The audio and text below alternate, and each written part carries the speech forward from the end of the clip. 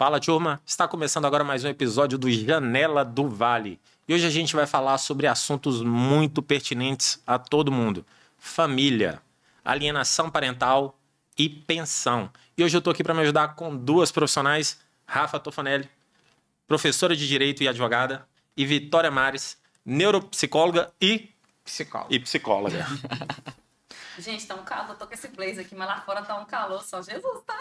E ainda bem que a gente tem aqui em Almenara o Jequi Açaí para poder dar aquela refrescada. Além de muito gostoso o açaí de lá, é muito rápido a entrega. Já experimentou? Claro, né? Ah. Quem nunca tomou? Quem nunca tomou? E a gente vai começar aqui com perguntas aqui sem enrolação, gente. Tem, Emerson. Que roupa é essa? Hã? Porque que tem? você não passou na Laranja Café e comprou um look lá com o Felipe? Eu já até olhei aqui no Instagram aqui e vou lá mais tarde dar uma olhada. Saindo aqui eu vou, com certeza. Segue o Instagram da Laranja Café, galera. Laranja Café é Almenara. Gente, eu sempre sou a favor da família. Eu acho que a família ela é base para qualquer coisa. Mas chega um momento que não dá mais. Quando que dá os sinais assim que você fala assim, é melhor separar? Você tem uma base disso, Vitória? Bom, eu acredito assim que quando existe o sofrimento, né, da criança, a família já não tem mais que existir. E isso a gente consegue perceber nos mínimos detalhes do comportamento da criança. Ela dá sinais.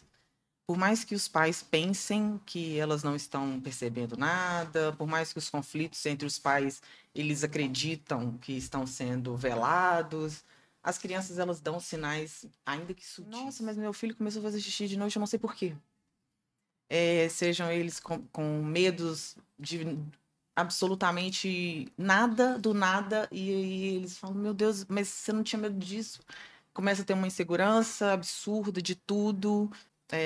Começam a ter assim, mas vocês vão brigar de novo hoje? E aí você fala, meu filho, eu não tô brigando, o que aconteceu? Mas ontem à noite eu ouvi vocês discutindo. Como assim vocês ouviram? Porque os pais tendem a brigar, a conversar à noite achando que a criança está dormindo. Na verdade, a criança está escutando tudo. E, né? quando é ao contrário? Tipo assim, o casal não tá feliz e a criança chora quando fala que os pais vão separar. É porque eles acham, né, que quando os pais vão se separar, algum deles vai ter o sofrimento. Porque normalmente um dos pais, eles tendem a fazer uma chantagem emocional, dizendo, nossa, porque se sua mãe me largar, eu não sei o que vai ser de mim. Nossa, porque se seu pai me largar, eu não sei o que vai ser de mim. Você sabe, filho, que se a mamãe me deixar, o papai vai ficar muito só. E eu não sei o que vai ser de mim, porque você vai ficar com o papai. Nossa, filho, se a mamãe me deixar, eu não sei o que vai ser de mim. Eu vou morar numa casa sozinho, eu não sei o que vai ser. E isso traz para a criança uma responsabilidade que não é dela. Entendi. E isso não significa que elas querem os pais juntos. Elas estão apenas tentando proteger os pais de um sofrimento que os pais estão fazendo, na verdade, um jogo emocional com a criança.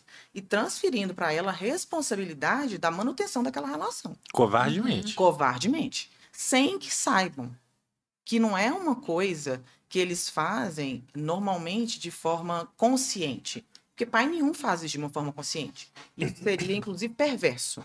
Né? Apesar de ser perverso, não é consciente. Né? Agora porque a gente tá falando. Mas agora sim. Agora que todo mundo tem a instrução, tem né? que policiar. Mas existe isso. E mais comum do que a gente pensa. E costuma negligenciar. A gente costuma negligenciar. Quando a Rafaela vai conseguir falar isso melhor, quando a gente vai para as audiências, né, de vara de família, tende muito isso. Né? A gente vê muito isso. Assim, mas fulano de tal não deixa eu ver minha filha de 15 em 15 dias. Eu não posso pegar na hora que eu quero ver. Poxa, gente, peraí. É pai e mãe. Você vai ver a hora que você quiser. Não existe isso. A criança quer ver o pai, a mãe não tem que proibir essa convivência. A não ser que isso seja prejudicial para aquela formação daquela criança. Caso contrário, isso é alienação. E a gente vai entrar mais a fundo em alienação. Em alienação em uma outra perspectiva. Não sabia. Este Pro direito já são atos Atos de de alienação. alienação. Porque a alienação é a extinção do vínculo afetivo. É quando a Exatamente. criança já renega. Ou aquele genitor, aquela genitora, porque foi incutida Sei. falsas verdades negativas Sim. sobre aquela parte familiar. O genitor, a genitora, a avó também pode fazer e cometer atos de alienação parental. Então, primeiro se tem os atos, para depois se concretizar a alienação em si. Então, a proibição de convivência, não passar informação sobre o filho, tudo isso são alguns dos atos de alienação parental. O casal já definiu já que, pô, não tá dando certo. E às vezes um tá segurando. Quem sai de casa perde algum direito com relação à guarda do filho? Não existe isso, tá? A guarda é um direito dos pais, né? Quando nasce a criança, nasce o poder familiar, que é inerente à maternidade e à paternidade. Tá? O poder familiar são as obrigações, os deveres, as responsabilidades legais dos pais sobre aquela criança até completar a maioridade. Né? E uma delas é a guarda. Né? E no nosso ordenamento jurídico, a gente tem duas guardas, a compartilhada e a unilateral. E aí, muito se fala, em alguns casos, acontece de, na prática, ocorrer a alternada. Mas a alternada, ela não está na lei, ela está na doutrina. E na prática? Porque a alternada fica 15 dias com um, 15 dias com outro, 30 dias com um, 30 dias com outro, aí realmente um nem paga pensão para o filho, porque divide por igualdade A o educação tempo. da criança A fica um educação, caos. fica um caos, porque a criança também, psicologicamente, por isso que o direito não é a favor da alternada, porque a criança ela não tem lar de referência, ela começa a jogar com os pais, porque a criança é inteligentíssima, Isso. né? Eu já Então, presenciei. Então, antes era unilateral, e a unilateral, um dos motivos, né, de não ser mais unilateral a regra, ser compartilhada, é porque muitas mães cometiam atos de alienação, porque a unilateral ela tinha um poder mais contido, não tinha obrigação de dar informação, não compartilhava tanto a criação daquela criança, então ficava mais fechado. Então veio a guarda compartilhada, e nada mais é, gente, na diferença da prática, que é as partes participarem em igualdade. Então é o seguinte, quem fica com a criança como lar de referência, a outra parte vai pagar a pensão, porque a pensão não é para a mãe, é para a criança. Você tá com o pai, a pensão não é para o pai, é para a criança. Então, quem a criança tem como lar de referência é que recebe. Por que como lar de referência? Porque a criança vai morar com um e o outro vai conviver. Finais de semana alternados, feriados, férias, tudo normal. Igual no lateral. Que usava o termo visita. Eu não gosto da visita. Por quê? Porque pai não tem que visitar. Pai convive. Vó visita. Tio visita. Agora, convivência é diferente. Educa. Porque tem que educar. Então, na compartilhada, a mãe tem que comunicar mudança de escola, esporte, reuniões. Para quê? A lei colocou que o pai, normalmente a criança fica mais com a mãe, né? A maioria, participasse mais da vida dessa criança. Então, por isso que hoje a compartilhada é a regra. Então, tem que pagar pensão, sim. Se define o lar de referência, né? Se define a convivência. Eu acho interessante, assim, ter a definição da convivência. Por quê? Porque a mãe tem rotina e a criança também. Se deixar livre, o que acontece na maioria das vezes? Os problemas. Eu quero ver agora. Era o final de semana, mas não buscou. Aí vai buscar no outro. Aí a mãe se programou. Nossa, mas era meu final de semana, era pro pai vir buscar. De última hora a criança gerou expectativa na criança, que também isso é complicadíssimo.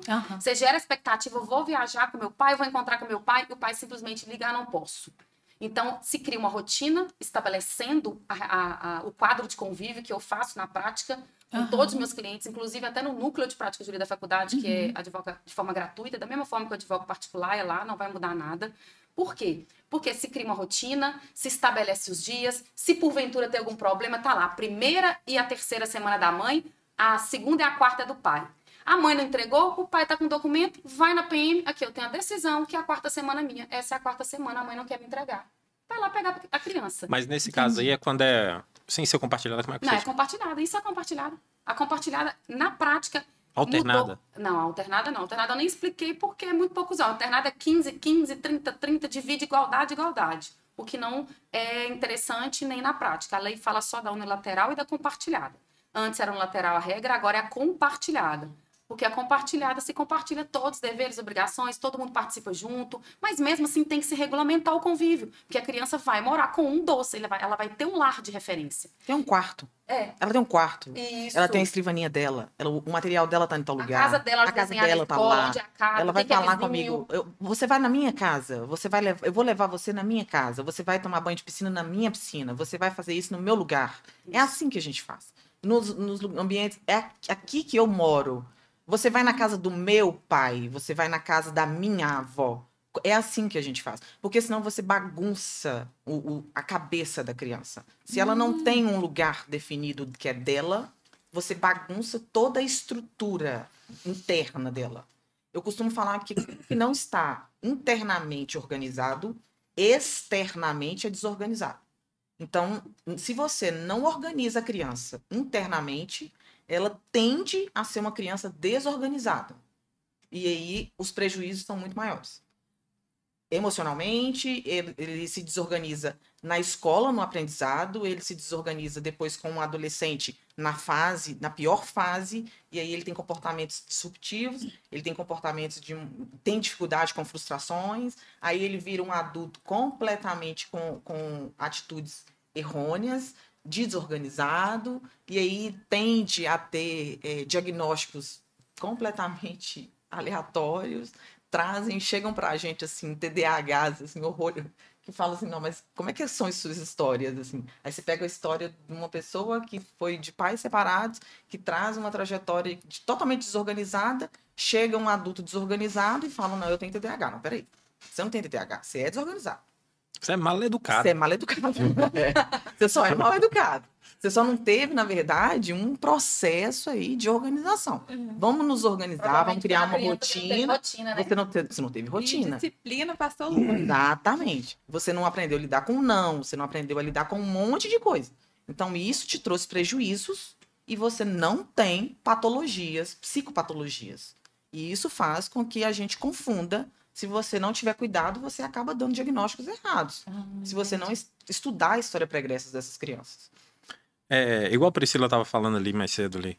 Às vezes o pai ou a mãe deixa o filho mais solto para poder ser mais querido, né? É tipo assim, a criança, tentando comprar com a liberdade. Compensar o tempo que não tá junto, né? Através de... Uma liberdade irresponsável. Exatamente. Isso é perigoso, né? Porque a responsabilidade é dos pais.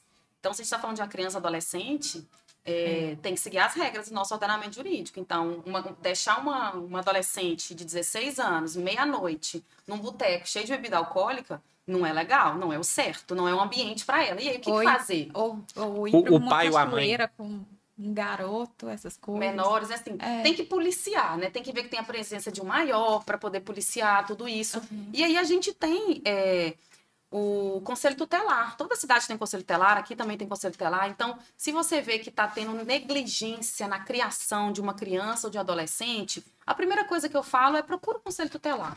Lá vão ter pessoas preparadas para poder fazer visita, para poder verificar. E se não der certo, vai no Ministério Público, né? A gente tem aí o Ministério Público, os promotores, eles são os fiscais da lei e eles estão para fiscalizar e principalmente proteger os menores. E existem peritos para isso, né? Exatamente. Existem os assistentes sociais, os psicólogos que vão fazer esse estudo psicossocial para isso. Assim, mas antes, sempre tentar o extrajudicial, sempre tentar de outra forma.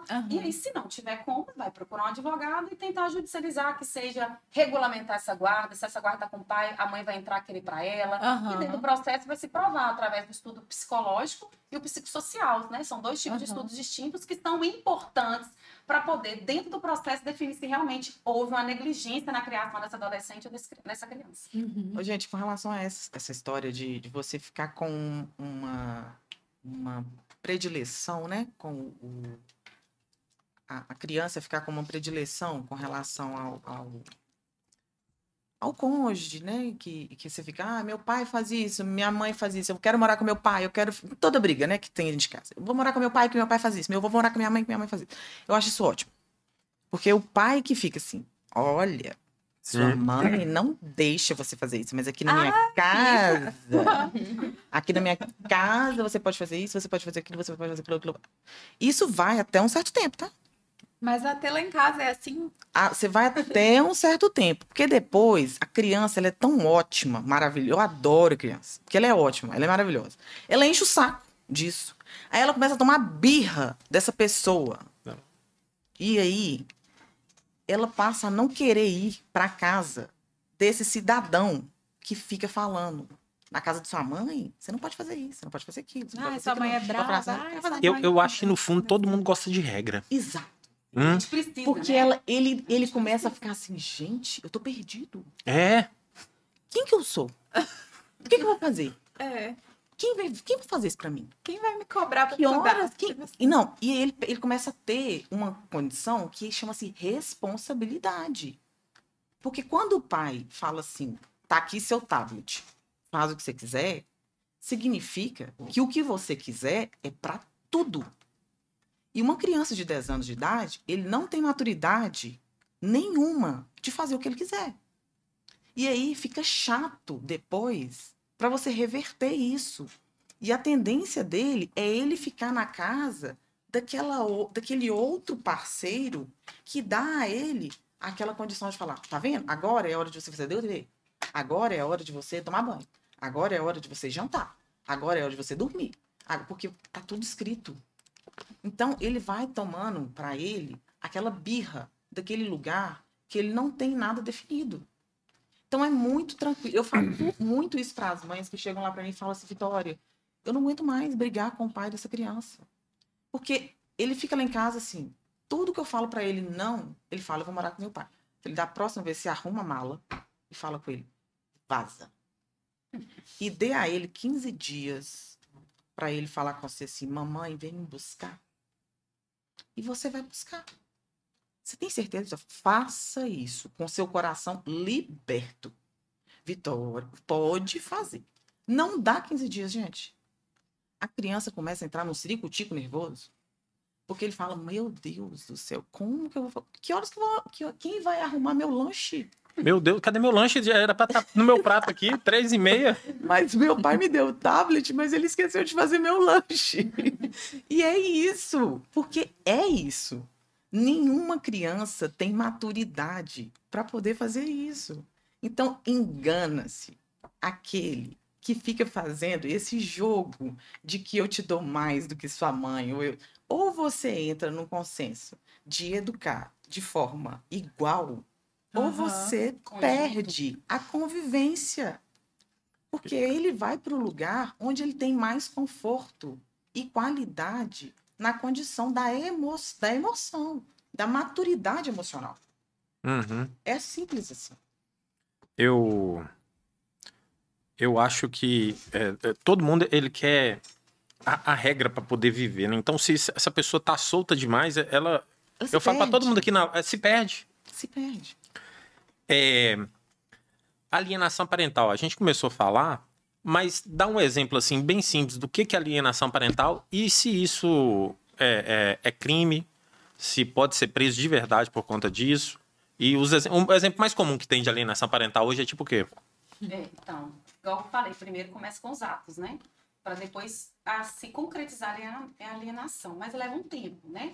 Porque a alienação é a extinção do vínculo afetivo. Então, a criança tem que falar, não quero ver meu pai nunca mais, eu odeio meu pai, eu não quero meu pai. Estou dando exemplo se fosse a mãe, né, cometendo um ato de alienação, colocando na cabeça da criança o seguinte, seu pai não gosta de você, seu pai não vem te ver, seu pai te abandonou, seu pai tem outra família, ele gosta dos outros filhos. Ele não gosta mais de você. É por isso que você está aqui, ele não vem te ver. E vai dando ênfase nisso diariamente, vai mostrando exemplos. E a criança começa a acreditar que o pai não gosta, que o pai não quer, que o pai não faz questão, que o pai tem outra família, que o pai renegou.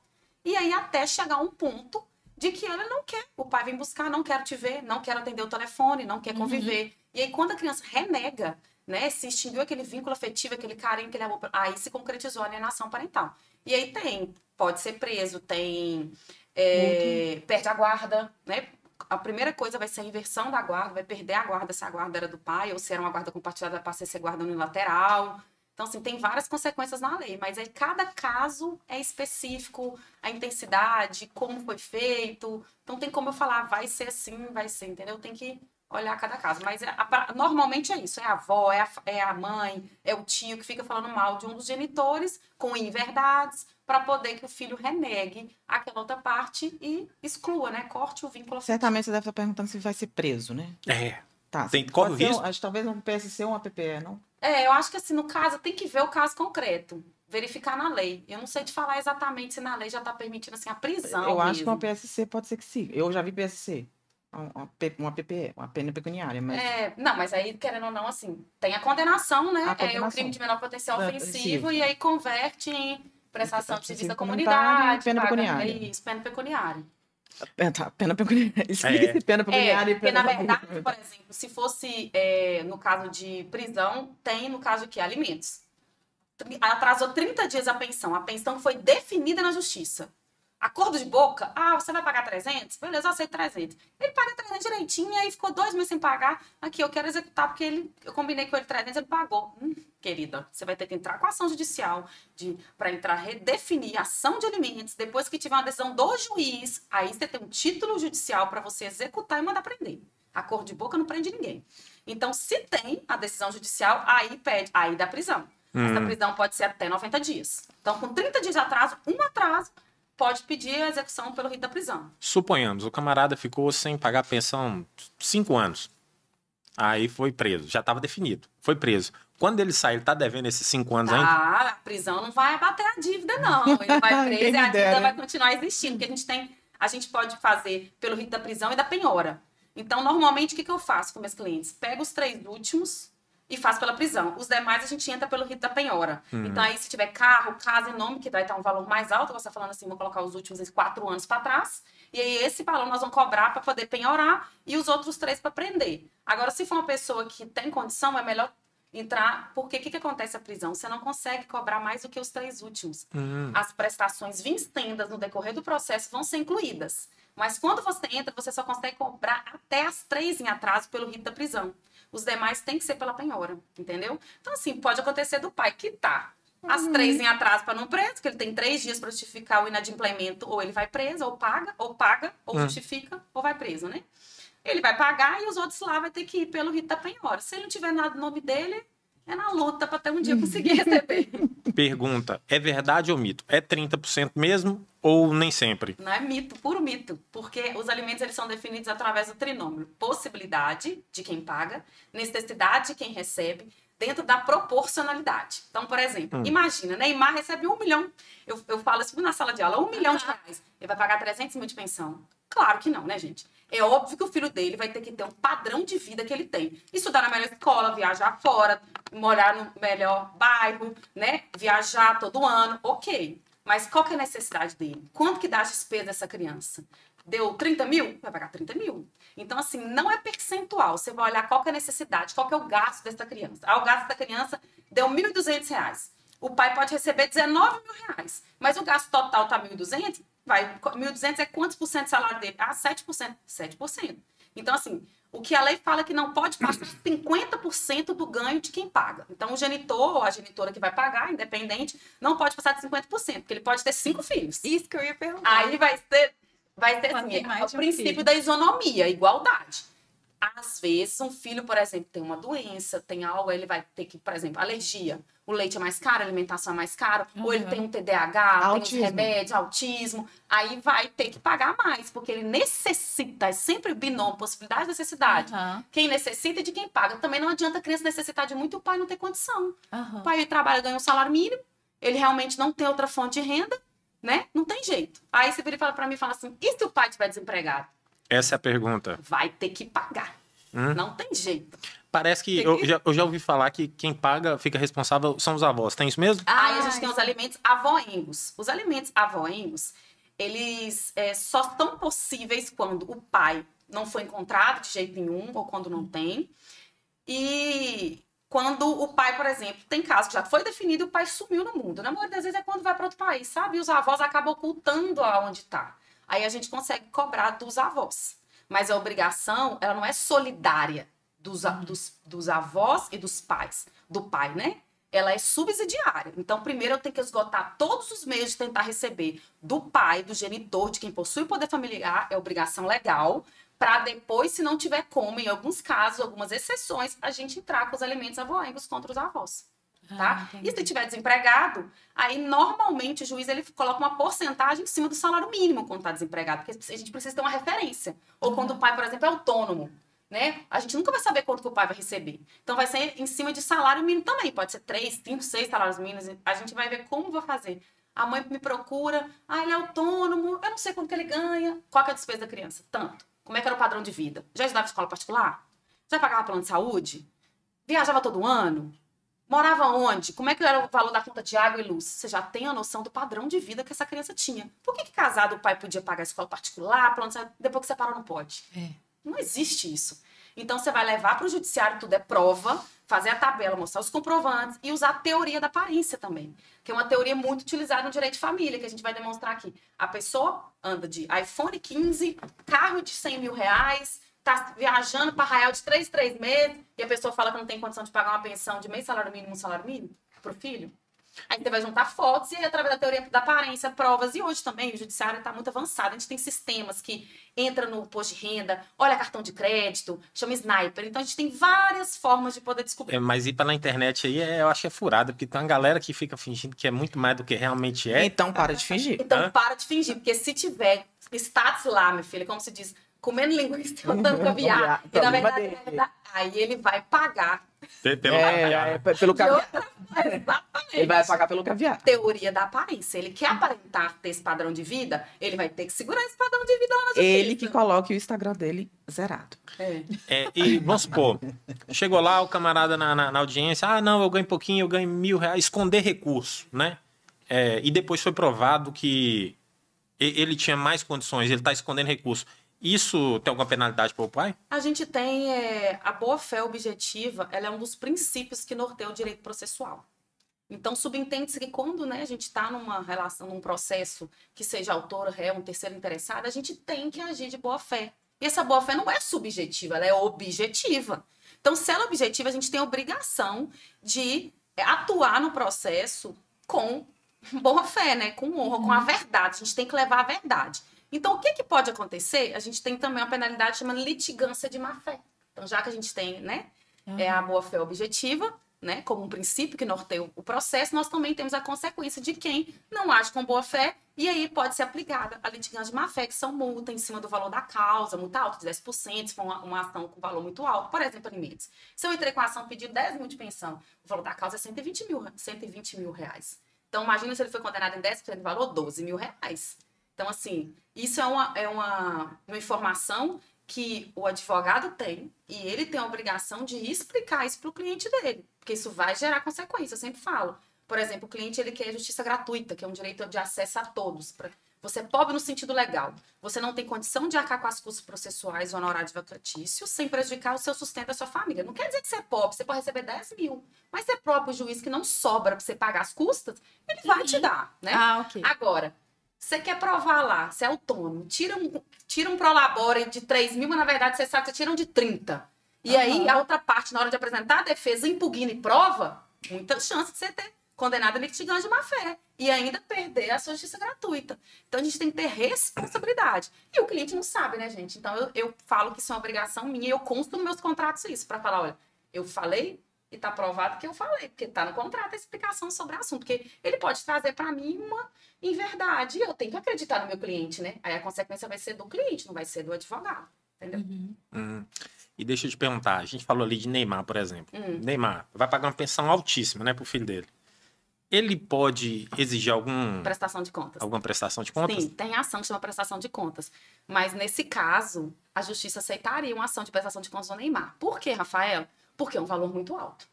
Então, para provar se realmente aquela pensão está sendo realmente aplicada na criança, porque ela não é para a mãe da criança, nem para o irmão que não seja do sangue, é para a criança. Aí ele pode sim. Agora, o que mais acontece é o povo pagando R$300 de pensão e falando, tá usando meu dinheiro para sair à noite. Tá comprando looks e maquiagens com dinheiro. Sendo que esse dinheiro, né, gente, não vai dar comprar o lanche do mês. Cara, não dá para fralda e leite. Não dá. E aí, o juiz não vai nem aceitar uma ação dessa. Quando ele entrar, vai indeferir, porque não faz sentido. Porque já tem processo demais. Já tem processo. É porque os alimentos, né, a pensão, ela é para subsistência. E R$300 não dá para subsistência. Então, não justifica isso. A ação. É só quando o valor. Então, se for um valor alto, sim, pode entrar com a ação de prestação de contas. Bacana. E vamos supor, a mãe, ela fica por conta de criar o filho. Ela já não, dependendo, ela não vai ter outra fonte de renda. Isso não poderia estar ajudando ela na... Não, eu tenho uma tese muito recente que fala sobre o capital invisível investido na maternidade, né? No caso que, quando a mãe tem a guarda da criança, tem um lar, na verdade, um lar de referência na guarda compartilhada, querendo ou não, a gente despende de um tempo muito maior para criação. Por exemplo, eu mesmo. Eu dou aula à noite. Então, eu tenho que pagar a babá para ficar com a minha filha à noite. De manhã também eu trabalho, né? Então, tem a babá de manhã, de tarde na escola. Se eu tiver que trabalhar final de semana à noite, eu tenho que pagar igual eu pago. Então, se eu quiser sair, eu tenho que pagar tudo, eu tenho que monetizar. O pai não. O pai, ele vê uma vez por mês, 3 dias, ok. Eu não. Então, assim, tudo que eu vou fazer, eu preciso de seguir minha vida com relação à presença da minha filha dentro da minha casa. Porque não é só ela mora lá, eu tenho que educar.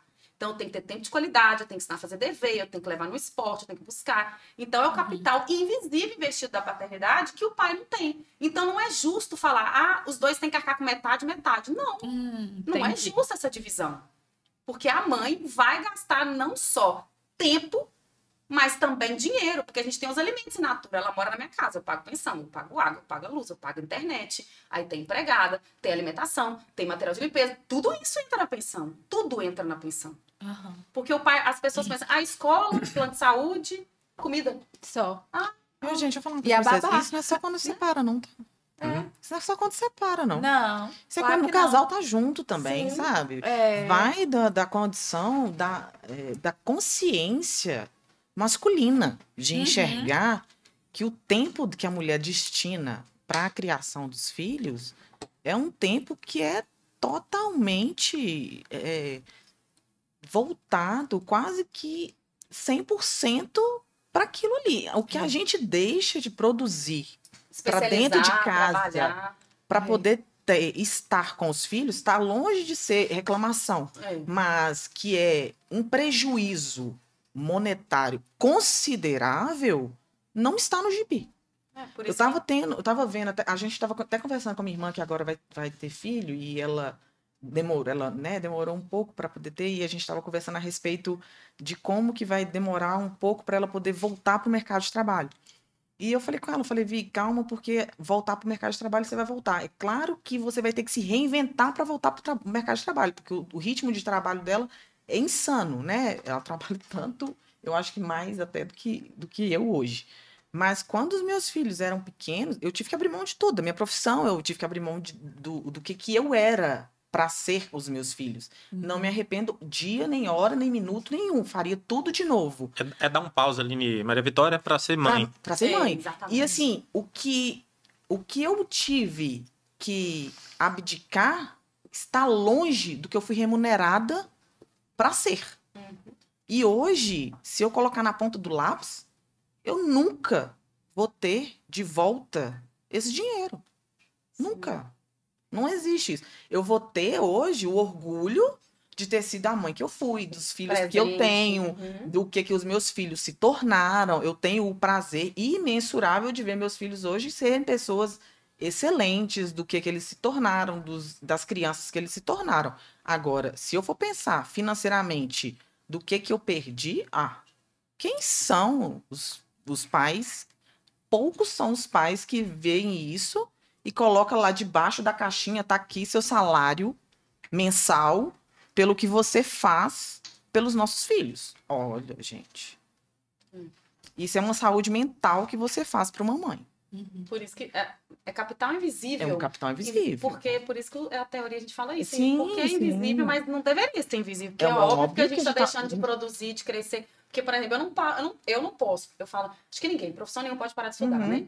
Então, assim, pra mim, que trabalho sexturno e tem que estudar, só no final de semana, que às vezes era pra mim estar com ela, eu tenho que estar dentro do quarto estudando. E pra mim estudar, eu não posso deixar ela sozinha na frente da televisão e ir pro meu quarto estudar. Eu tenho que pagar alguém pra ficar com ela, pra mim poder também estudar. Sim, isso Pra é mim sair, pra mim trabalhar. A cabeça tem que estar tranquila. E outra, então. isso é terceirizar a educação, tá? Exatamente, exatamente. E a culpa disso, de terceirizar a educação do seu filho, mata mais do que qualquer coisa. Toda mãe tem. Verdade. Não, a culpa é inerente à mãe. Nasceu um filho, nasceu a culpa. Nasceu a É culpa. impressionante. Se você acha que nasceu uma mãe e um pai na hora que nasceu o filho, nasceu a culpa junto. Vem aqui Isso junto aí com a é bagagem. verdade. Tem horas que eu tô aqui Nunca na loja, vi. aí eu falo assim, não, eu não posso deixar minha filha estudar com a babá. Exato. Isso aí me mata, me Não, eu estanha. faço- Aí eu não vou Não, trabalhar. dever eu faço, né? Tá. A minha eu ainda assim, acordo com ela, tomo café com ela, durmo com ela. Que é uma coisa que eu tenho que tirar da minha cama. Durmo com Não ela, preocupa acordo. não. Os meus meninos, um tem 13, o outro tem 12, dorme comigo na cama. Todo mundo fala, Luciana, você é psicólogo? Fala, problema meu.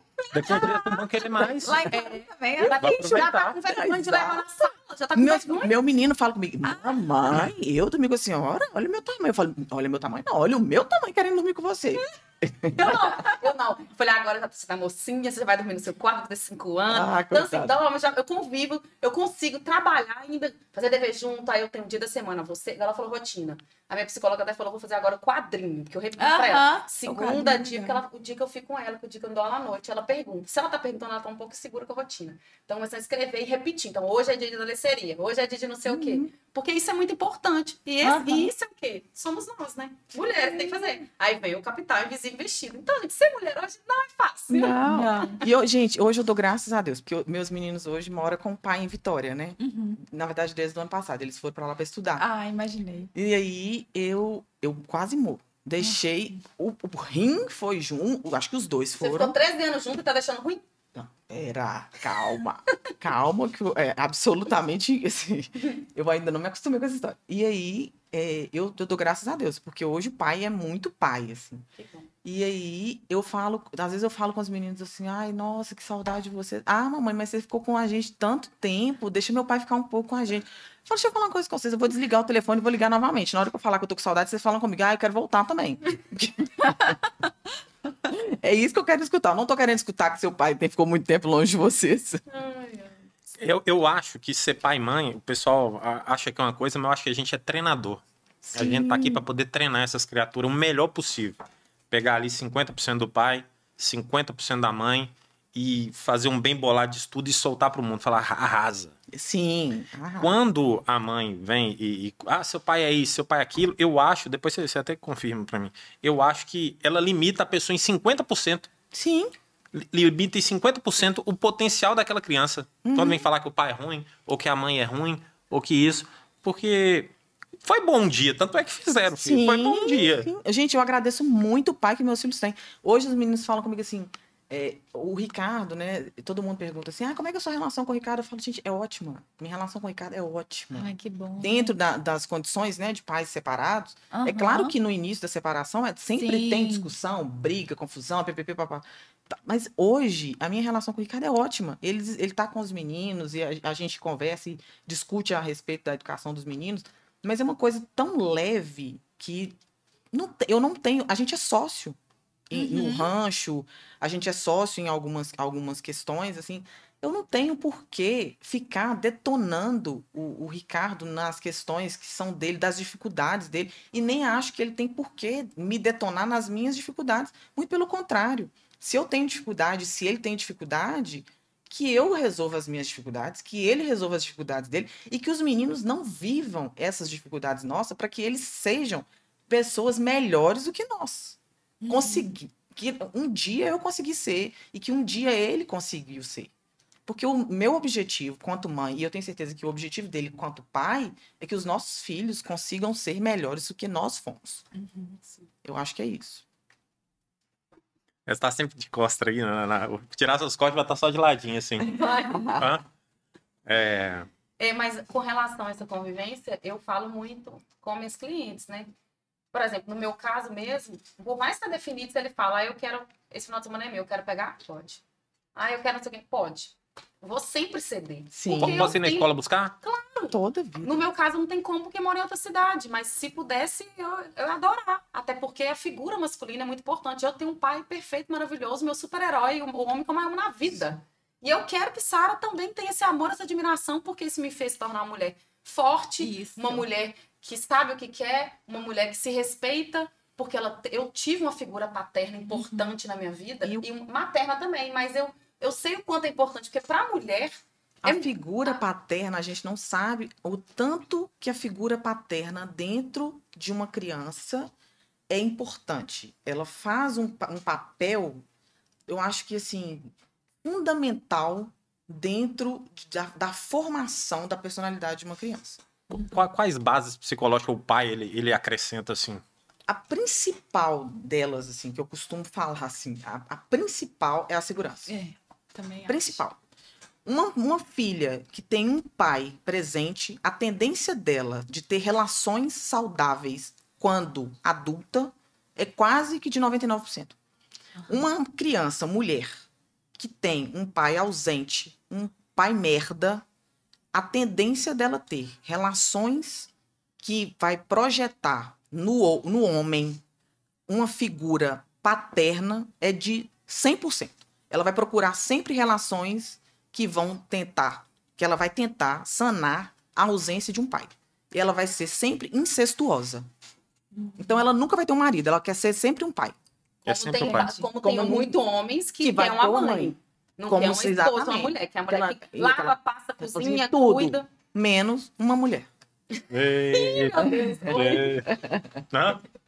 É difícil, gente. Nós somos seres humanos, erramos, mas eu acho que A nossa isso aí tendência é querer acertar. mas isso é negligenciar a educação. É. A maternidade e a paternidade. A mãe que proíbe, que tem dificuldade, não pode viajar. Ué, mas por que eu posso viajar com ela e ele não pode? Ele é pai, igual sua mãe. E se eu posso viajar, ele também pode. Aham. Ele vai ficar inseguro, é difícil, pra mim também é difícil. E ponto. Problema nada. Direitos iguais. A gente tem que... Eu, como mulher, eu falo. E é difícil você tomar essa posição, porque você vê muito hoje defendendo assim, não é que eu defendo os homens. Não, gente. Eu defendo a isonomia, a igualdade. Eu vou sempre defender a igualdade. Pé de galinha não mata pinto. Nunca vi. Não, gente, Verdade. não dá. Tem que permitir, tem que fazer questão. E eu trabalho há 12 anos com isso, eu sempre incentivei. E hoje eu vivo na prática e eu não vou mudar a minha fala e estou fazendo, priorizando a minha filha. Também Eu faço tenho que isso. ter contato com esse, porque eu tenho uma filha.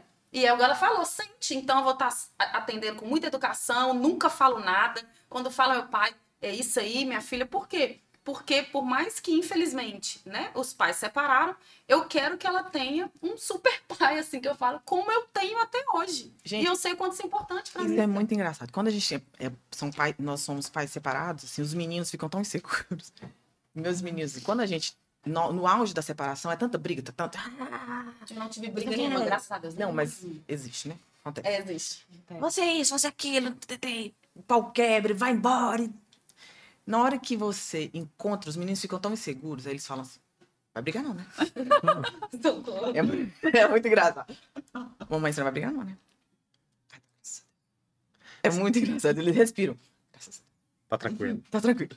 Você falou de viagem aí. O pai ou a mãe que não tá com a guarda, ou que tá, ele pode pegar e viajar sem comunicar? A guarda compartilhada, você tem que comunicar para o genitor que você está viajando. Agora, se for para o exterior, precisa de autorização, precisa da autorização do cônjuge. Se o genitor não autorizar, eu quero levar a Sara na Disney. Aham. O pai dela não autorizou. Por quê? Porque eu não quero que você viaje para o exterior. Eu não vou estar junto. Ah, é? Ação de suprimento de assinatura. Tem uma medida judicial que você vai entrar, o juiz vai suprir a assinatura do pai. Porque ele vai ver que é para a criança simplesmente viajar. Conhecer, aí prova que é a passagem de ida, passagem de volta, tudo direitinho, o juiz vai suprir. Então, assim, exterior, autorização. Agora, viajar aqui dentro, ir pra praia, outro estado, não precisa, tem que comunicar. Mudar de cidade. Aí, a mãe, quem tá com alarde de referência também tem que comunicar. E se o pai fala, não. Não, eu não tenho que querer, tem que comunicar. Até porque, na maioria das vezes, é porque trabalho, ou porque hoje formou uma nova família, o esposo tá em outro lugar, né? Tem Se que comunicar. fugir, não, viu? Se fugir é problema. Não fugir. Por isso que eu falei, Se comunicação não é fugir fugir. é problema. Não pode O fugir. quem é besta que não mexe, mas se fugir é problema. Não pode, não. Tem que comunicar. Tem Eu- que ver essa comunicação. A gente tá falando aqui dos efeitos, né, de uma separação nas crianças. Aí eu vejo muita adulta aí hoje, mais ou menos assim, novos adultos, né, falando, não, eu sou assim por conta do meu pai e da minha mãe que separou. Você me corrige se eu estiver errado. Na minha cabeça é o seguinte, isso é uma referência, você tem tendências àquilo, mas você é responsável pelas suas Depois dos escolhas. 18 anos, eu adoro falar isso. Depois dos 18 anos, você é responsável pelas suas ações. Mas a pessoa fica tendenciosa a repetir aqueles Claro, erros. porque existe um negócio chamado vitimização. Tá falando Depois isso. dos 18 anos, você tem um negócio que você consegue ter uma perna. Você procura uma psicóloga, entrega pra ele. Eu vou deixar aqui um card, cartãozinho. Você fala com ele, você tem aquele problema? Vai no psicólogo. Porque lá você vai resolver seu problema. Porque não é por conta da separação dos seus pais, é porque você optou em dizer pra todo mundo que você tem esse problema por conta da separação dos seus pais. Mas certamente é porque você está fazendo a opção de ser desse jeito e está jogando a culpa nos seus pais de você ser uma pessoa mal-sucedida. Exatamente. Então, se você não quer ser mal sucedido, vocês acessam o Instagram de Ana Vitória. Maria Vitória. Maria Ana Vitória. é outra pessoa. Maria Vitória. É porque esse primeiro nome aqui eu dei notícia dele hoje. Todo mundo. Todo mundo. Mais alguma perguntinha aí da galera? Deixa eu ver aqui, de pensão, emocionando. Maria Vitória, ela falou comigo que ela tinha perdido o pai, que foi muito doloroso. Aí eu ia perguntar, né, se perder o pai É o mesmo sentimento, assim, de você ver seu pai sendo transformado por um monstro, por outra pessoa. Ah, seu pai não presta. Ah, seu pai é aquilo. Será que deve ser o mesmo impacto? Então, quando eu perdi meu pai, tem 2 processos, né? Eu demorei 24 anos para fazer o luto dessa morte. O primeiro momento da perda do pai pela morte é o endeusar esse pai, né? Você referencia o pai como um herói porque você não viveu com esse pai o suficiente para poder ter com ele a condição de conhecê-lo da forma como você necessitaria conhecer, os defeitos, tudo. Então você imagina que ele fosse tudo isso que você desenhou na sua cabeça. Quando você elabora o luto, você consegue colocá-lo nas caixas devidas. Por exemplo, você consegue entender que seu pai tinha os defeitos, sim. Hoje eu consigo entender que meu pai tinha defeitos, sim. Que ele não era essa pessoa tão super-herói assim que eu imaginaria que ele fosse. Que as decisões que talvez eu tomaria e que sempre eu falava, nossa, será que eu tô tomando a decisão certa? Será que meu pai pensaria se eu estivesse fazendo isso? Será que meu pai falaria para mim se eu tomasse essa decisão? Quando eu fui casar, por exemplo, eu pensei, gente, será que meu pai aceitaria eu casar nessa idade? Será que meu pai, o que meu pai ia falar se ele tivesse aqui, eu tendo filho nessa idade? Porque eu tive filho com 27 anos, casei com 24. Então eu ficava muito nisso, assim. Hoje eu penso muito assim, meu pai, certamente ele ia falar para mim assim, faça o que você deseja. É uma decisão sua. Porque meu pai era muito aberto, a minha família, Mares, é muito aberta. Então, certamente, ele tinha um viés de ser muito aberto. E eu parei de endeusar esse pai que era muito muito fechado, muito tudo, assim. Mas quando eu penso que quando uma pessoa mata a outra viva, você não tem condições nem de imaginá-la. Porque você não faz o processo da fantasia. Eu perdi meu pai com 10 anos, então é óbvio que eu fantasiei. Eu fantasiei por muitos anos. Mas matar um pai vivo é você matar a condição de fantasiar. E fantasiar faz parte de um processo de admiração. Então, certamente não é igual a você perder um pai por morte do que perder um pai por vida. Por escolha, né? Por escolha. Na alienação acontece. A alienação é isso. Alienar é você matar um pai vivo por simples escolha.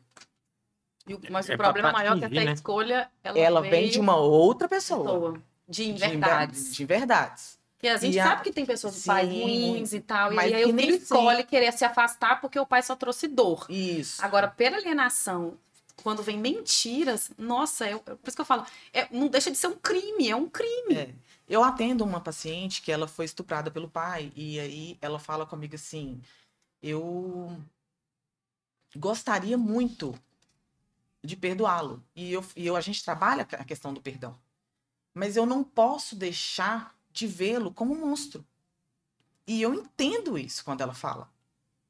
Eu entendo que ela não tem como ver o pai de uma outra forma. Esse foi o pai que foi apresentado para ela.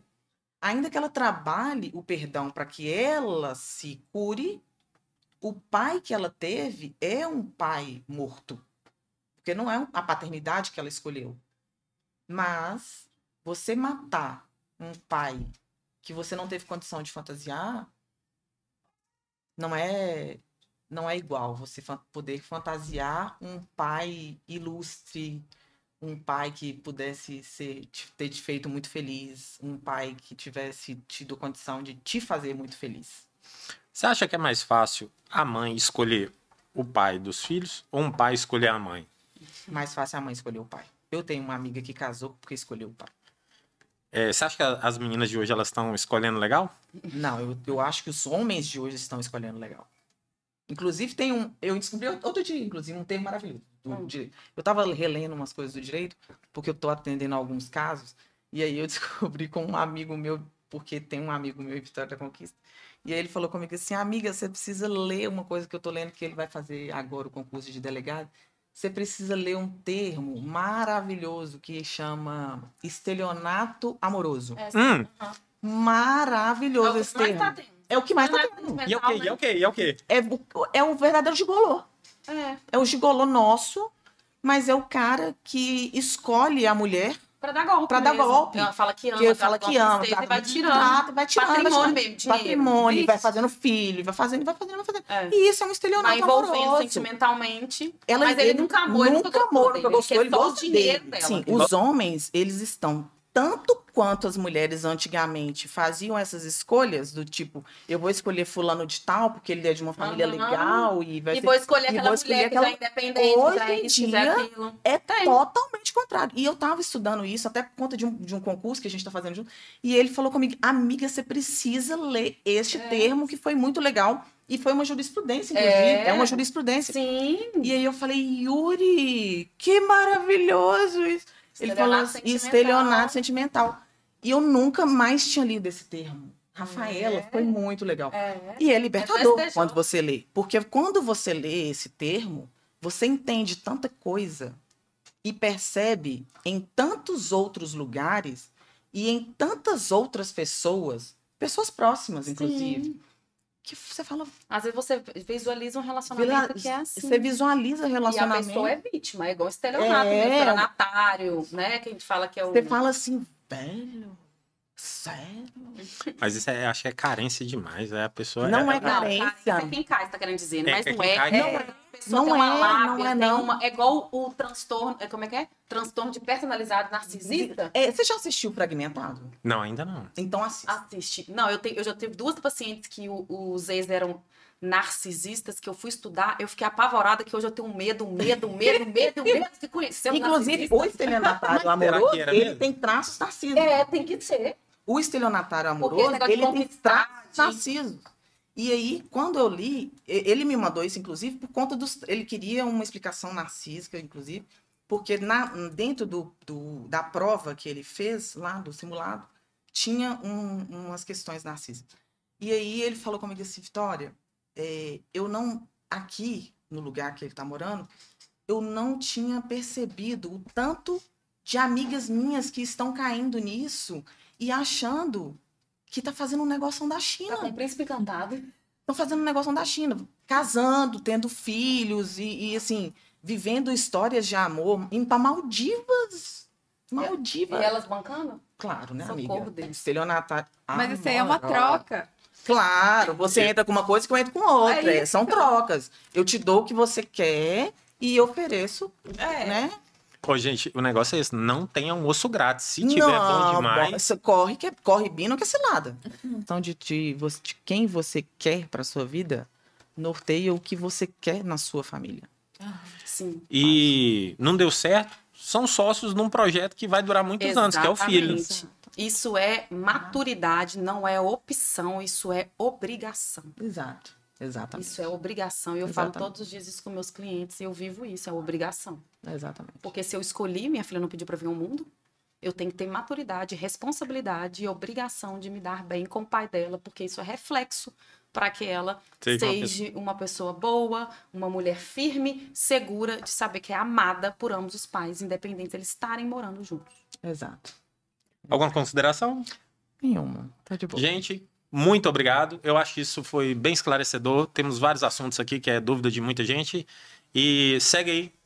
Vitória Mares, Rafaela Tofanelli. Vou deixar na descrição aqui do negócio aqui. E tamo junto. Tchau. Gente.